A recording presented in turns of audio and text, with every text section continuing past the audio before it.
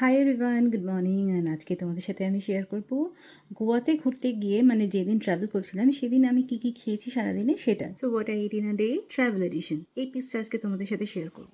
তো সকালবেলা ঘুম থেকে উঠে রেডি শেডি হয়ে আমি আর রাজীব দুজন মিলে বেরিয়ে পড়লাম গোয়ার জন্য। বেশ অনেকটা রাস্তা পার করে আসলাম আর তারপর মনে হলো না, একটু কফি না হলে আর চলছে না।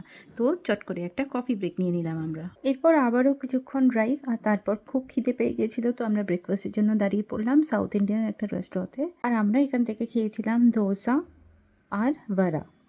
আমি একটা প্লেন ধোসা আর ভাড়া নিয়েছিলাম আর রাজীব নিয়েছিল একটা মশালা ধোসা আর ভাড়া। আর খাবারটা ভীষণ টেস্টি ছিল, স্পেশালি ওই লাল চাটনিটা জাস্ট অসাধারণ ছিল। সকালবেলা ব্রেকফাস্টের পর এক কাপ চা বা কফি না হলে তো ব্রেকফাস্ট কমপ্লিট হয় না, তাই রাজীবের চা আর আমার কফি।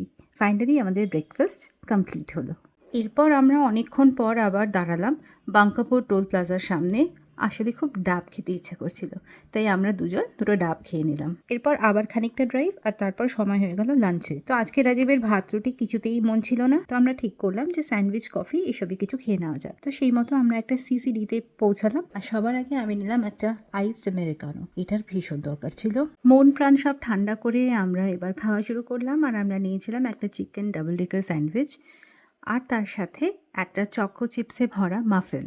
আমি চকলেট মাফিন খেতে ভীষণ ভালোবাসি আর সত্যি বলতে কি মাফিনটাও জাস্ট অসাধারণ খেতে ছিল, ভীষণ সুন্দর খেতে ছিল। গোয়ার বর্ডার পৌঁছতে আর ঘন্টা দুয়েক মতনই বাকি ছিল, তো আমরা শেষবারের মতন একবার দাঁড়ালাম একটুখানি কফি খেতে, কারণ রাজীবের একটু ঘুম ঘুম পাচ্ছিল। এরপর হোটেলে পৌঁছে ফ্রেশ ট্রেশ হয়ে আমরা ডিনার অর্ডার করেছিলাম আর সেদিন ডিনারে ছিল চিকেন টিক্কা মশালা, স্যালাড আর তার সাথে নান। তো এই ছিল আজকে সারাদিনের খাওয়া দাওয়া আমার। কেমন লাগতো জানিও কিন্তু। বাই।